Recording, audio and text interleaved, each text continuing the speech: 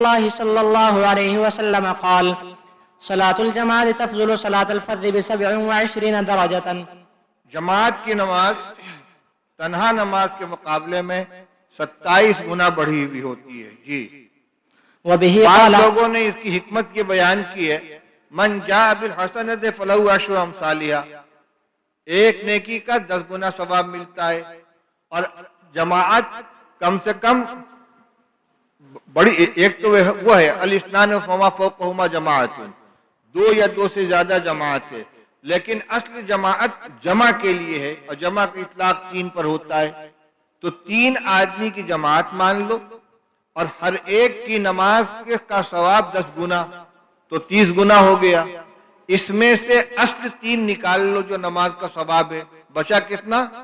27. وہی فضیلت ہے. 3 تو ہو گئی اس کی اصل نماز، اور 27 اس کا ہو گیا فضل. اس طریقے سے اقل جماعت کو لے کر، یعنی جماعت اسنان والی نہیں بلکہ جمع کی جماعت جو جس میں 3 افراد ہوں، تو 3 آدمی کے نماز کا ثواب 30 گنا، اس میں سے 3 نماز جو اصل ثواب ہے اس کو نکال لیا تو 27 گنا ہو جاتا ہے. چلیے.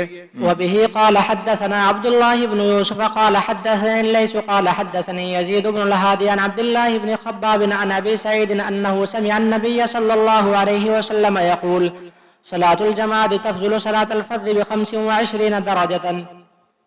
چلیے. وبه قال حدثنا موسى بن اوپر کی روایت میں 27 گنا آیا ہے، اس میں 25 گنا آیا ہے، اور روایت بھی دیکھ لیجئے. وبه قال حدثنا موسى بن إسماعيل قال حدثنا عبد الواحد قال حدثنا الأعمش قال سمعت أبا صالح يقول سمعت أبا هريرة رضي الله عنه يقول قال رسول الله صلى الله عليه وسلم صلاة الرجل في الجماعة تضاعف على صلاته في بيته وفي سوقه 25 ضعفا.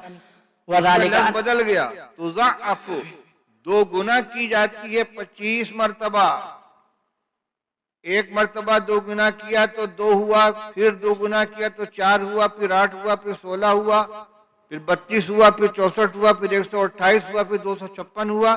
اس طریقے سے 25 مرتبہ 2 گنا کرتے چلے جائیں گے. یہ 25 والا 27 گنا کے مقابلے میں بہت بڑھ جائے گا. اصل میں یہ جو 2 طرح کی روایتیں آ گئیں تو دونوں میں تطبیق دینے کے لیے علماء نے مختلف راستے اختیار کیے. بعض حضرات کہتے ہیں کہ پہلے یہ اجر 25 گنا تھا، بعد میں اس کو بڑھا کر 27 گنا کر دیا گیا. بعض لوگ کہتے ہیں کہ یہ مسجد محلہ اور مسجد جمعہ کا فرق ہے، جامع مسجد میں 27 گنا ہے، محلے کی مسجد میں 25 گنا ہے. بعض کہتے ہیں کہ چھوٹی بڑی جماعت کا فرق ہے، چھوٹی جماعت میں 25 گنا ہے، بڑی جماعت میں 27 گنا ہے. بعض کہتے ہیں جہری اور سری کا فرق ہے، سری نماز میں 25 گنا ہے اور جہری نماز کے اندر 27 گنا ہے. اور ایک ضابطہ تو آپ پڑھے ہی ہوئے ہیں کہ عدد قلیل عدد کثیر کی نفی نہیں کرتا، اس لیے 25 گنا میں 27 گنا کی نفی نہیں ہوتی. جی. وذلك أنه إذا توضأ فأحسن الوضوء ثم خرج إلى یہ اتنا المسجد. جماعت کی نماز کا ثواب اتنا بڑھ کیوں جاتا ہے، اس کی وجہ بتا رہے ہیں. انه اذا توضأ فأحسن الوضوء ثم خرج إلى المسجد لا يخرجه إلا الصلاة لم يخطو خطوة إلا رفعت له بها درجة وحط عنه بها خطيئة.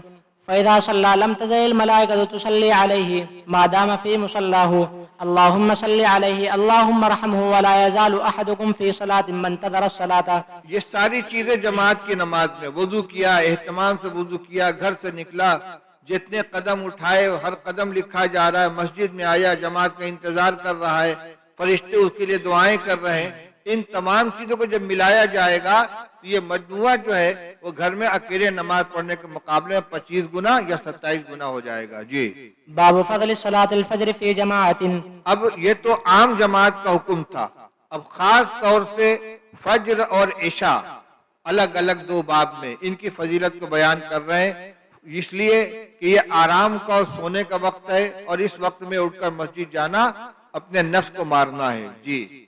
فجر کی جماعت کی فضیلت. وبه قال حدثنا أبو اليمان قال أخبرنا شعيب عن الزهري قال أخبرني سعيد بن المسيب وأبو سلمة بن عبد الرحمن أن أبا هريرة رضي الله عنه وعنهم أنه قال سمعت رسول الله صلى الله عليه وسلم يقول تفضل صلاة الجميع صلاة أحدكم ووحده 25 جزءا وتجتمع ملائكة الليل وملائكة النهار في صلاة الفجر. ثم يقول أبو هريرة واقرأوا إن شئتم إن قرآن الفجر كان مشهودا. یہ خاص فضیلت ہے کہ فجر کے نماز میں رات اور دن والے فرشتے اکٹھا ہوتے ہیں. رات والے آ جاتے ہیں، رات کی ڈیوٹی والے فجر میں آ جاتے ہیں، دن کی ڈیوٹی والے فجر میں آ جاتے ہیں، اور ابھی رات والے لوٹتے نہیں ہیں. تو فجر کی نماز میں دونوں فرشتے اکٹھا ہوتے ہیں، اور جب یہ اللہ تعالیٰ کے حضور میں پہنچتے ہیں تو اللہ تعالیٰ پوچھتے ہیں جب تم گئے تھے تو بندوں کو کس حال میں پایا؟ کہا نماز پڑھتے ہوئے. اور جب تم آ رہے تھے تو کس حال میں پایا؟ کہا نماز پڑھتے ہوئے. تو فرشتے گواہی دیتے. اس لیے فجر کی نماز کے اندر جو اکٹھا ہوتے ہیں یہ اس کی خاص فضیلت ہے. یہی فضیلت عصر کی نماز کو بھی حاصل ہے. جی.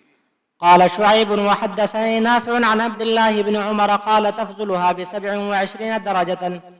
وبه قال حدثنا عمر بن حفص قال حدثنا أبي قال حدثنا الأعمش قال سمعت سالما قال سمعت أم الدرداء تقول دخل علي أبو الدرداء وهو مغضب فقلت ما أغضبك؟ قال والله ما أعرف من أمر محمد صلى الله عليه وسلم شيئا. ابو الدرداء رضی اللہ عنہ کی بیوی ہیں ام الدرداء، وہ کہتی ہیں کہ میرے شوہر ابو الدرداء رضی اللہ تعالیٰ عنہ گھر میں آئے، بڑے غصے میں بھرے ہوئے تھے. میں نے پوچھا خیریت؟ کس چیز نے آپ کو اتنا غصہ دلا دیا؟ کہنے لگے خدا کی قسم میں نہیں پاتا ہوں رسول اللہ صلی اللہ علیہ وسلم کے معاملات میں سے کسی چیز کو سوائے اس کے کہ وہ جماعت سے نماز ادا کر لیتے ہیں، بس اس کے علاوہ کوئی چیز باقی نہیں بچی ہے. اس کا مطلب یہ ہوا کہ جماعت کی نماز یہ خاص طور سے رسول اللہ صلی اللہ علیہ وسلم کے امور میں شمار کی جاتی ہے. جی. والله ما أعرف من أمر محمد صلى الله عليه وسلم شيئا إلا أنهم يصلون جميعا. وبه قال حدثنا محمد بن العلاء قال حدثنا أبو أسامة عن بريد بن عبد الله عن أبي بردة عن أبي موسى قال قال النبي صلى الله عليه وسلم أعظم الناس أجرا في الصلاة أبعدهم فأبعدهم ممشا، والذي ينتظر الصلاة حتى يصليها مع الإمام أعظم أجرا من الذي يصلي ثم ينام. اب ایک بات یہ ہے کہ فجر کی جماعت کی فضیلت کا عنوان قائم کیا ہے، تو پہلی روایت میں تو فجر کی فضیلت آ گئی، لیکن بعد کی دونوں روایتوں میں فجر کا کوئی تذکرہ نہیں ہے، مطلق جماعت کی فضیلت کا بیان ہے. ایک ابو الدرداء رضی اللہ عنہ کی روایت، پھر ابو موسیٰ شری کی روایت میں بھی اعظم الناس اجرا فی الصلاۃ ابعدہم فابعدہم ممشا، سب سے زیادہ فضیلت والی نماز ان کی ہے کہ جو زیادہ سے زیادہ دور سے مسجد کے اندر چل کر آتے ہوں، اور جو آدمی نماز کا انتظار کرتا ہے یہاں تک کہ امام کے ساتھ ادا کر لیتا ہے وہ اجر کے اعتبار سے اس شخص سے بڑھا ہوا ہے کہ جو نماز پڑھ کر سو جاتا ہے. سوال یہ کہ ان دونوں روایتوں کا فضل صلاۃ الفجر سے کیا تعلق ہے؟ اس کا جواب یہ ہے کہ یہ درمیان میں جو فضل صلاۃ الفجر کا باب ہے یہ باب فی الباب ہے، یعنی ضمناً آ گیا ہے. اصل باب چل رہا ہے جو اس کے پہلے عنوان تھا وہ کیا تھا؟ جماعت کی فضیلت کا بیان، باب فضل صلاۃ الجماعت، وہی چل رہا تھا. درمیان میں جو روایت لے آئے ہیں فضیلت بتلانے کے لیے اس میں خاص طور سے فجر کی نماز کی فضیلت معلوم ہو رہی تھی، لہذا ایک ضمنی باب قائم کر کے ایک روایت ذکر کر دی، اور جب اس روایت سے فارغ ہو گئے پھر پچھلا باب لوٹ آیا. تو یہ دو روایتیں جو اخیر کی ہیں ان کا تعلق فضل و صلاۃ الفجر سے نہیں ہے بلکہ فضل جماعت سے، فضل جماعت سے، جماعت کی فضیلت سے. یہی بات علامہ عینی بھی فرماتے ہیں اور یہی حافظ ابن حجر بھی فرماتے ہیں، اسی کو ہمارے اکابر نے بھی پسند کیا ہے. جی. باب فضل التجہیر الى الظہر. ظہر کی نماز کے لیے جلدی آنا. جلدی کا یہ مطلب نہیں کہ کھڑی دوپہریے میں آنا، بلکہ وقت مستحب جب ہو جائے تو پھر تاخیر نہ کرنا. جی. وبه قال حدثني قتيبة عن مالك عن سمي مولى أبي بكر بن عبد الرحمن عن أبي صالح السبماني عن أبي هريرة رضي الله عنه أن رسول الله صلى الله عليه وسلم قال بينما رجل يمشي بطريق وجد غصن شوك على الطريق فأخره فشكر الله له فغفر له ثم قال الشهداء 5: المطعون والمبطون والغريق وصاحب الهدم والشهيد في سبيل الله. وقال لو يعلم الناس ما في النداء والصف الأول ثم لم يجدوا إلا أن يستهموا عليه لاستهموا عليه. اس حدیث کے اندر 3 روایتیں 3 مضامین کو بیان فرمایا گیا ہے۔ اصل میں ابو صالح السمان نے ابو ہریرہ رضی اللہ تعالی عنہ سے یہ روایت ایک مجلس میں ایک ساتھ سنی تھی، انہوں نے اپنے تلامذہ کو بھی اسی طرح ایک ساتھ سنا دی، تو یہ سلسلہ اخیر تک چلا کہ ہر اس شاگرد نیچے والا اوپر والے استاد سے اس کو تینوں روایتوں تینوں مضامین کو ایک ساتھ بیان کر رہا ہے، جبکہ ترجمۃ الباب سے اس میں سے صرف ایک جز کا تعلق ہے۔ وہ 3 باتیں کیا کیا ہیں؟ ایک تو رسول اللہ صلی اللہ علیہ وسلم نے فرمایا کہ اس درمیان کے ایک آدمی راستے میں جا رہا تھا، اس کو ایک کانٹے دار ٹہنی نظر آ گئی راستے میں پڑی ہوئی، اس نے اس کو کنارے کر دیا، اللہ تعالیٰ نے اس کے اس عمل کی قدر فرمائی اور اس کی مغفرت فرما دی۔ دوسرا مضمون یہ بیان فرمایا کہ رسول اللہ صلی اللہ علیہ وسلم نے فرمایا کہ شہداء 5 ہیں، جو طاعون کے اندر مر جائے، جو پیٹ کی بیماری میں مرے، جو ڈوب کر مر جائے، جس کے اوپر دیوار گر پڑے یا چھت گر پڑے، اور جو اللہ کے راستے میں شہید ہو۔ اس میں شہید فی سبیل اللہ تو شہید حقیقی ہے، جس کی نماز جنازہ ادا کی جائے گی، لیکن غسل نہیں دیا جائے گا، کفن نہیں پہنایا جائے گا، اسی کپڑے میں دفن کیا جائے گا۔ باقی اجر و ثواب کے اعتبار سے شہید ہیں، اور یہ ان 5 کے اندر محدود نہیں ہیں، بلکہ حادثاتی موت میں جتنے بھی مارے جائیں وہ سب کے سب شہداء کے اندر شمار کیے جاتے ہیں۔ چنانچہ روایت ترمذی شریف کے اندر ہے کہ رسول اللہ صلی اللہ علیہ وسلم نے پوچھا کسی سے کہ میری امت کا شہید کون ہے، تم شہید کس کو مانتے ہو؟ تو انہوں نے کہا کہ یا رسول اللہ جو دشمن سے مقابلہ کرتے ہوئے مارا جو وہ شہید ہے۔ آپ نے فرمایا اذن شہداء امتی لقلیلون، تب تو میری امت کے شہداء بہت کم ہو جائیں گے۔ پھر آپ نے فرمایا کہ فلاں بھی شہید ہے، فلاں بھی شہید ہے، فلاں بھی شہید ہے، بہت سی قسموں کا آپ نے شمار کرایا۔ پھر فرمایا یہ ٹکڑا جو ہے، فرمایا کہ اگر لوگوں کو معلوم ہو جائے وہ فضیلت جو اذان دینے میں ہے اور پہلی صف کے اندر نماز پڑھنے میں ہے، پھر اس فضیلت کو نہ پا سکیں مگر اس طرح کی قرآن اندازی کریں تو قرآن اندازی کر لیں، اور اگر معلوم ہو جائے وہ فضیلت جو جلدی نماز کے لیے مسجد میں آنے میں ہے تو سبقت کریں اس کی جانب، اور اگر معلوم ہو جائے وہ فضیلت جو رات کی عشاء کی نماز پڑھنے میں ہے اور فجر کی نماز پڑھنے میں ہے تو دونوں کے اندر ضرور آئیں، چاہے گھسٹ کر کیوں نہ آئیں، گھٹنوں کے بل چل کر کیوں نہ آئیں۔ یہ آخری روایت یہ ترجمۃ الباب سے متعلق ہے۔ اس کا مطلب یہ ہے کہ جو لوگ جماعت چھوڑتے ہیں ان کو جماعت کی فضیلت کا صحیح معنی میں اندازہ نہیں ہے۔ جی ولو يعلمون ما في التهجير لاستبقوا إليه ولو يعلمون ما في العتمة والصبح لأتوهما ولو حبوا. باب احتساب الآثار. وبه قال حدثنا محمد بن عبد الله بن حوشب قال حدثنا عبد الوهاب قال حدثني حميد عن أنس بن مالك قال قال النبي صلى الله عليه وسلم يا بني سلمة ألا تحتسبون آثاركم. وزاد ابن أبي مريم قال أخبرني يحيى بن أيوب قال حدثني حميد قال حدثني أنس أن بني سلمة أرادوا أن يتحولوا عن منازلهم فينزلوا قريبا من النبي صلى الله عليه وسلم. قال فكره النبي صلى الله عليه وسلم أن يعروا المدينة فقال ألا تحتسبون آثاركم. قال مجاهد خطاهم آثار المشي في الأرض بأرجلهم. احتساب الآثار، نشانات قدم سے ثواب کی امید رکھنا، یعنی مسجد کی طرف چل کر جب آدمی آئے تو یہ نیت رکھے کہ مجھ کو ہر قدم کے اوپر نیکی ملے گی۔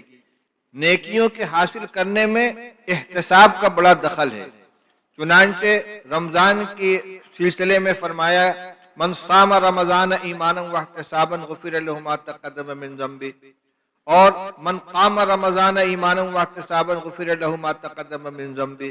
احتساب کے معنی آتے ہیں استحضار نیت کو دل و دماغ کے اندر تازہ کر لینا، مضمون کو زندہ کر لینا۔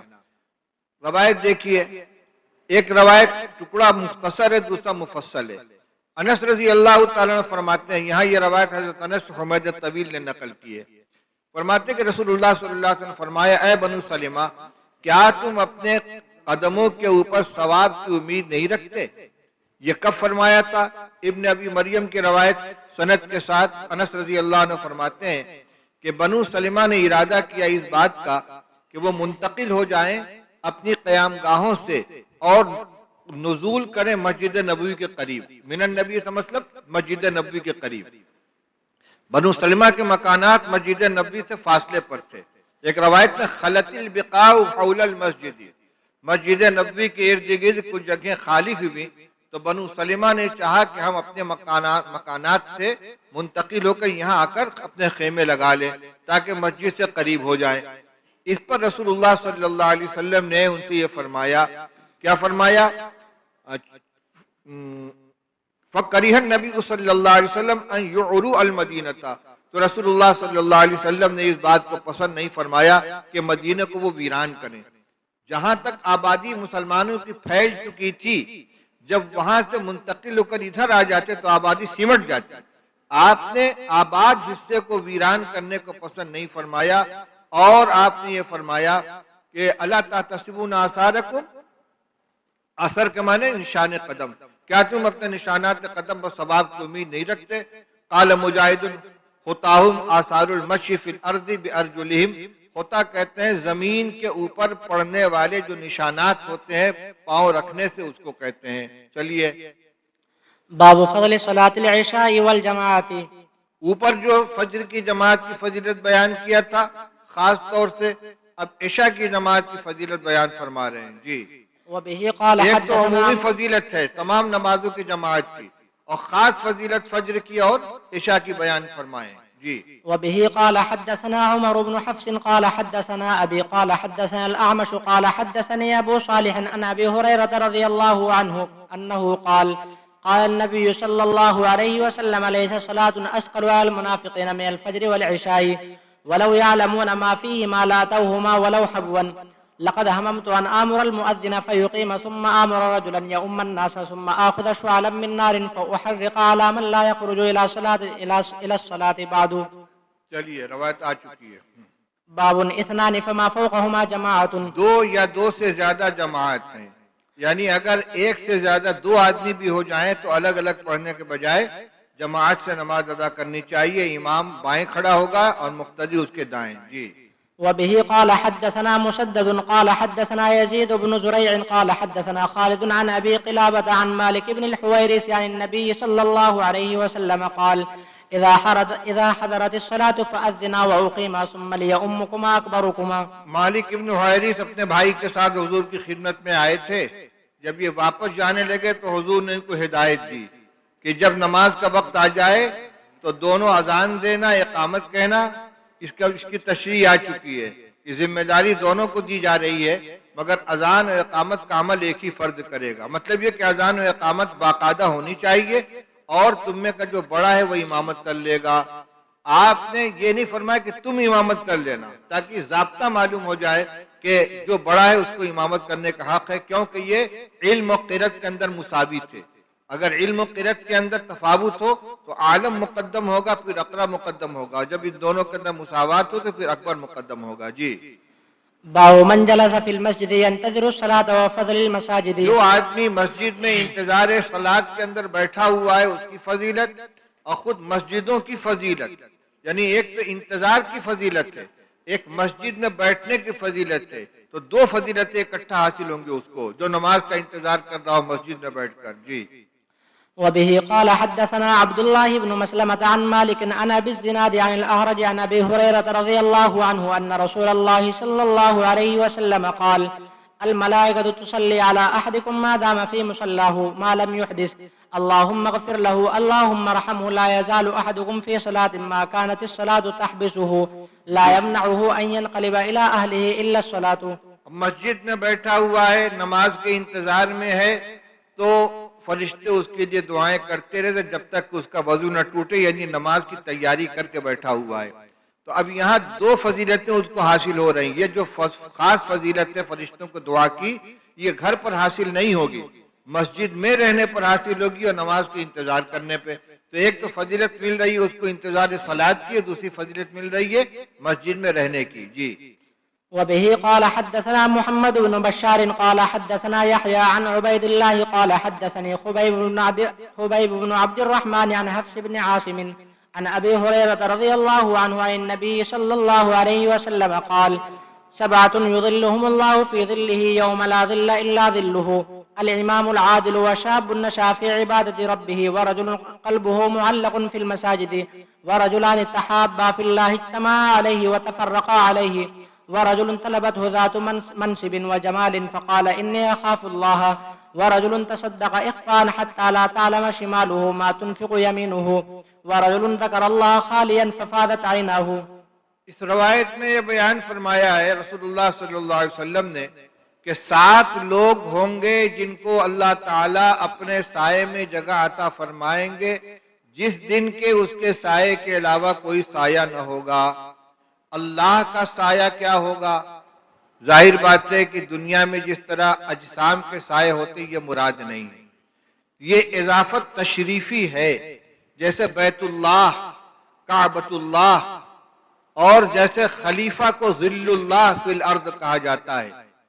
اس کا مطلب یہ ہوا کہ اس کو خاص نسبت ہے اللہ جل شانہ سے. تو اللہ تعالیٰ کا بنایا ہوا کوئی خاص سایہ ہوگا جس کے اندر آ جانے والے محشر کی تپتی ہوئی دھوپ سے جب کہ سورج سوا نیزے پر ہوگا وہ محفوظ رہیں گے، اور یہ بہت بڑی نعمت ہوگی ان کے لیے. وہ 7 قسم کے لوگ ہیں. یہ 7 افراد کے لیے نہیں بلکہ انواع کے لیے ہے. یعنی ان 7 کام کے کرنے والے جتنے بھی افراد ہوں گے وہ اس سائے کے اندر آ جائیں گے. نمبر 1 الامام العادل، وہ امام جو انصاف کرنے والا ہو. اس لیے کہ حکومت ہاتھ میں آ جانے کے بعد کوئی روک ٹوک کرنے والا نہیں ہے. اس کے باوجود وہ اللہ کے ڈر سے جب انصاف کرتا ہے، بے انصافی سے بچتا ہے تو اللہ کا خاص محبوب بن جاتا ہے. نمبر 2 شاب نشأ فی عبادت ربہ، وہ نوجوان جس کی جوانی کی نشو و نما اللہ کی عبادت کے اندر ہوئی ہو. جوانی دیوانی ہوتی ہے، جذبات کا ہجوم ہوتا ہے، نفس اور شیطان دونوں حملہ آور ہوتے ہیں. ایسے وقت میں جو اپنی جوانی کی حفاظت کر کے اللہ کی عبادت کے اندر اور نیکی میں زندگی گزارے گا وہ اللہ کا خاص محبوب بن ہو جائے گا. اسی طرح نمبر 3 فرمایا رجل قلبہ معلق فی المساجد، وہ شخص جس کا دل مسجد میں اٹکا ہوا ہے. مسجد میں اٹکا ہوا ہونے کی 2 صورت ہے. خود مسجد کے اندر موجود ہے اور نکلنا نہیں چاہتا تاکہ جماعت کی 1 رکعت بھی بلکہ تکبیر اولیٰ بھی فوت نہ ہونے پائے.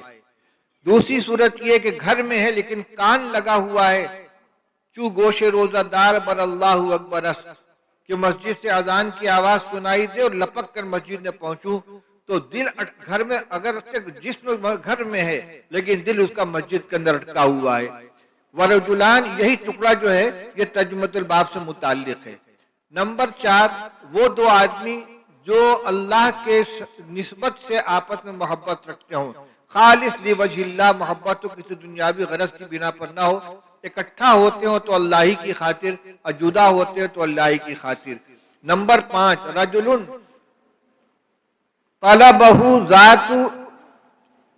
طلبته ذات منصب و جمال فقال انی اخاف اللہ، وہ شخص جس کو طلب کیا کسی ایسی عورت نے جو منصب والی بھی ہے جمال والی بھی ہے تو اس نے کہا کہ میں اللہ سے ڈرتا ہوں. الفاظ پہ غور کیجئے، یعنی یہ محرک نہیں ہے بلکہ عورت محرک ہے. وہ دعوت دے رہی ہے اور جب دعوت دے رہی ہے خود اپنے ساتھ مبتلا ہونے کی تو کسی بدنامی کا بھی خوف نہیں ہوگا، ڈر نہیں ہوگا. دوسری طرف وہ کوئی گری پڑی عورت بھی نہیں ہے بلکہ جمال والی بھی ہے اور باحیثیت منصب والی بھی ہے. یعنی ہر طرح کی تحریک نفس کے مبتلا ہونے کی موجود ہے. اس کے باوجود یہ کہتا نہ میں یہ کام نہیں کروں گا، مجھے اللہ کا ڈر ہے. یہ اللہ کے محبوب بندوں کے اندر ہوتا ہے. اور 6 نمبر پر فرمایا رجل تصدق اخفاء، وہ شخص جس نے صدقہ کیا چھپا کر، یہاں تک کہ اس کے بائیں ہاتھ کو پتہ نہیں کہ اس کے دائیں ہاتھ نے کیا خرچ کیا. یہ تشبیہ ہے، حالانکہ ہاتھ جاننے والا نہیں ہے لیکن اتنا خفیہ طور سے دیا ہے، اس ہاتھ سے دیا ہے تو اس ہاتھ تک خبر نہیں پہنچی کہ اس نے کس کو کیا دیا. یہ بھی اللہ کا محبوب بندہ ہے کیونکہ اس خرچ کے اندر کسی ریا کا کوئی دخل نہیں ہوگا. اور آخری 7واں آدمی کون ہے؟ رجل ذکر اللہ خالیا ففادت عیناہ، وہ شخص جس نے اللہ کو یاد کیا تنہائی کے اندر، جہاں کوئی دیکھنے والا نہیں ہے، ریاکاری کا کوئی اندیشہ نہیں ہے، تنہائی میں اپنے گناہوں کو یاد کر کے اور اللہ کے رحمتوں کو یاد کر کے رو پڑا، اس کی آنکھوں سے آنسو نکل پڑے، وہ بھی اللہ کا محبوب بندہ ہے۔ اس کے اندر جو رجل معلق فی المساجد آیا ہے وہی ترجمۃ الباب سے متعلق ہے، من جلس فی المسجد سے۔ جی وبه قال حدثنا قتيبة قال حدثنا إسماعيل بن جعفر عن حميد قال سئل أنس هل اتخذ رسول الله صلى الله عليه وسلم خاتما فقال نعم أخر ليلة صلاة العشاء إلى شطر الليل ثم أقبل علينا بوجهه بعدما صلى فقال صلى الناس ورقدوا ولم تزالوا في صلاة منذ انتظرتموها فقال فكأني أنظر إلى وبيذ خاتمه۔ یہ فضیلت عشائی کی نماز میں حاصل ہو سکتی ہے کہ سارے لوگ تو نماز پڑھ کر سو گئے اور صرف تم لوگ ہو جو مسجد میں بیٹھے انتظار کر رہے ہو۔ جی باب فضل من خرج الى المسجد ومن راح۔ جو آدمی مسجد میں جائے اور آئے، خرج الى المسجد ومن راح، روایت سے غدا کا لفظ آ رہا ہے، غدا اور راح، لیکن امام بخاری رحمۃ اللہ علیہ نے ترجمۃ الباب میں اس کو بدل دیا، یہ بتانے کے لیے کہ اگرچہ لغت کے اعتبار سے غدو کہتے ہیں صبح جانے کو اور رواح کہتے ہیں شام کے جانے کو، لیکن یہاں غدا و راح سے خاص وقت کی قید مراد نہیں ہے کہ صبح کو جائے یا شام کو جائے، بلکہ کسی بھی وقت مسجد میں جانا اور مسجد سے آنا یہ مراد ہے، اس لیے غدا کو بدل دیا خرج سے، جو خرج عام ہے جس میں وقت کی کوئی قید نہیں۔